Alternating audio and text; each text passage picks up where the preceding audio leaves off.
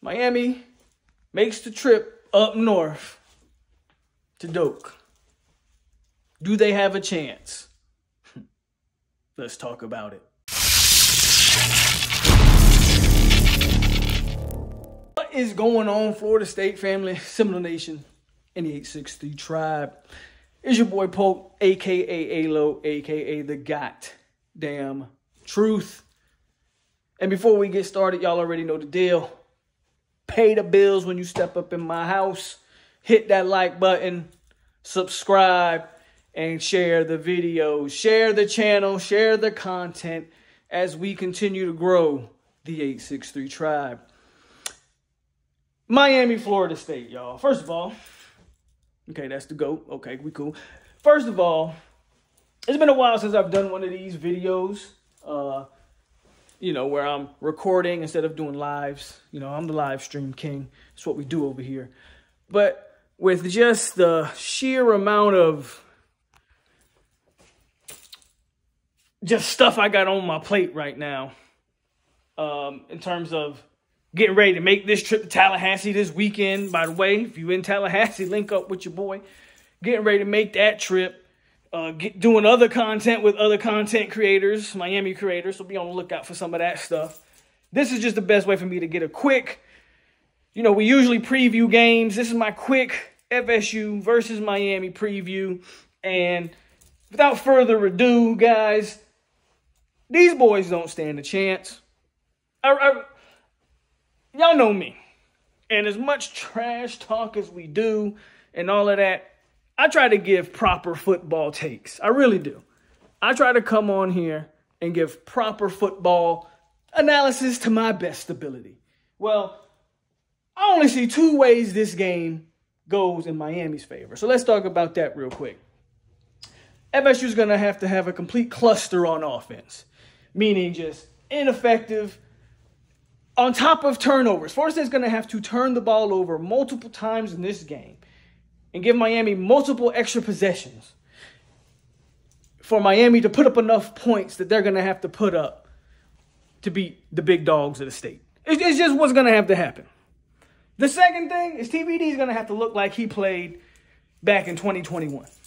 TVD is going to have to look like the player that he looked like leading up to the infamous 4th and 14 game in Tallahassee. Right? We know he didn't look that great in that game. Jermaine was a one-man wrecking crew, and we can go on. But the point is, TVD is going to have to look like a player that he hasn't looked like in 2 years, and Florida State's going to have to turn the ball over at the rate that they haven't turned the ball over all season. I mean, Jordan Travis only has 2 interceptions on the season. So the likelihood that FSU all of a sudden starts turning the ball over this insane amount of times and that TVD is going to come out looking like John Elway, I don't see it, guys. I don't see it. On top of that, the icing on the proverbial Miami cake is they have, I don't even know if it's arguable, but arguably the worst situational coach in big-time football, guys. Mario Cristobal can have the somebody said it on my channel before. If college football just took place from January to August, Mario Cristobal would be Bobby Bowden. Mario Cristobal would be Nick Saban, Paul Bear Bryant. Name it. Name a great coach of all time. That's who Mario would be. If that was just the college football season. The facts are, games actually, mind blown, college football games actually have to get played in college football. It's an insane epiphany, I know. But this guy, if the game gets close, if it's tough, if there's some critical thinking involved when it comes to Mario, he's going to blow it. He's going to blow it. And no one on that staff is going to check him. Or either they're just as bad. I don't know. So when you put all of that in a pot, stir it up, FSU is going to have to really beat themselves in this game for Miami to really have a chance. I mean, that's just the facts. Now, I don't know who shows up necessarily for Miami. Look, Miami has, again, be honest, to be fair, they got some nice core pieces, young pieces. You got a nice offensive line this year. You've got a solid defense. I think the defense is a little overrated because when that team has played offenses with a pulse, excuse me, coughing, they've given up yards. However, when they play some of these lower tier offenses, they're not as successful as they usually have been. So I think the Miami defense is decent. I wouldn't call them maybe as stout as some people think, but of course I'm biased. By the way, man, I got my cap on because I ain't got a haircut. I'm gonna get a haircut today, so y'all don't want to see me looking all shaggy.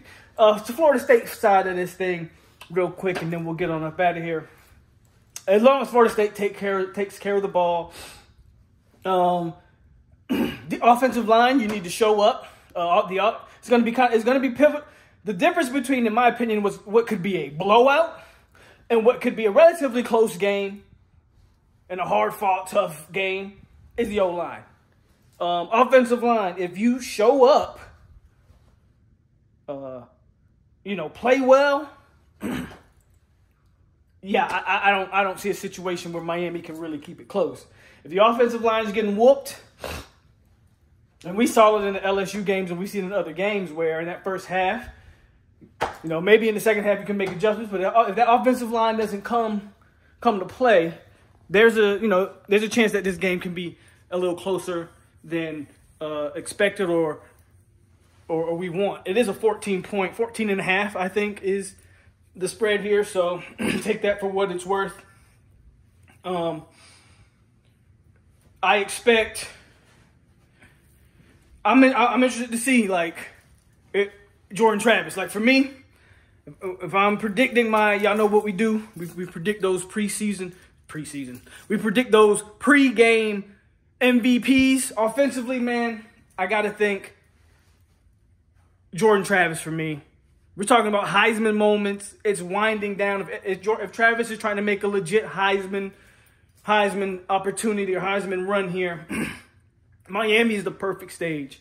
Only if it was a night game, right? But Miami, ABC, 3:30. Go for it. Go give me 375 on the ground with 5 total touchdowns or something like that. That's what I'm looking like for Jordan Travis. But I think those wide receivers are going to be big because I think one of the main weak spots of that Miami defense is its secondary. I think injury-wise, and then I just don't know if some guys are as good as it was anticipated for them to be. So I got Jordan Travis. And then defensively, again, man, there's some good Miami offensive line.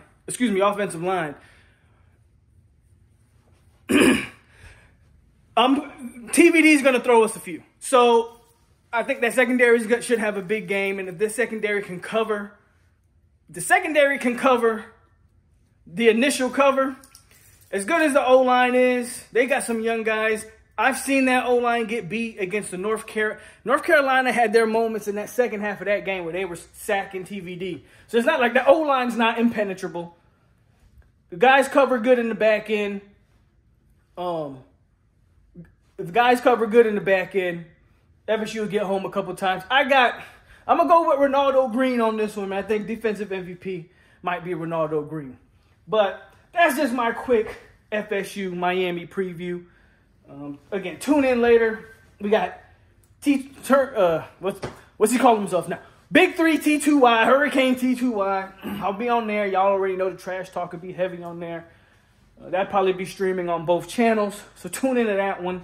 And then first time ever, Coach Coop, me and Coach Coop and a couple other people will be on the panel. I don't know if that'll be a live stream or that'll be recorded. So be on the lookout for that.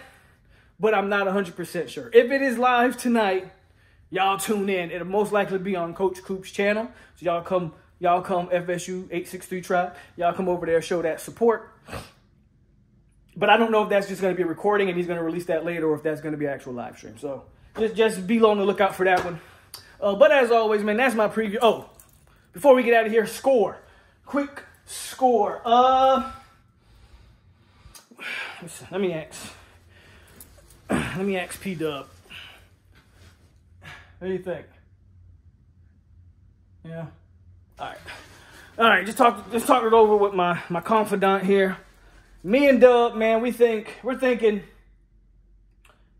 Me and P-Dub are thinking 34-17 FSU. 34-17 FSU. That's what we're going with here. And again, if we block, who knows? It could be more. And I'll be honest with you. I'm not even sure Miami can get 17, but I'm going to give them 17. I do think they have a decent line, solid run game. FSU's kind of been prone to giving up at least like one big run a game. I don't know why, but that tends to be the deal there. Like a running back may break one. 34-17. I'm going to stick with that. That's what me and Peter Ward just came up with. So with all that said, man, I'll catch y'all later on tonight. I will catch y'all in Tallahassee. As always, stay classy, Seminole fans.